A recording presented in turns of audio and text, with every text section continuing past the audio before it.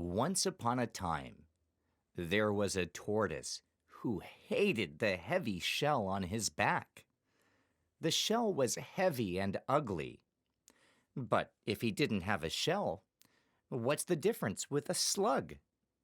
The tortoise was very upset every day. One day, Mr. Tortoise met an orange, which was cut into pieces.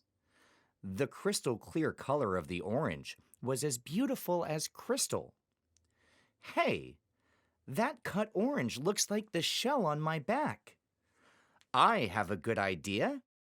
The tortoise replaced the shell with an orange and turned it into a beautiful taxi. Ba, ba, ba! Come and take a taxi.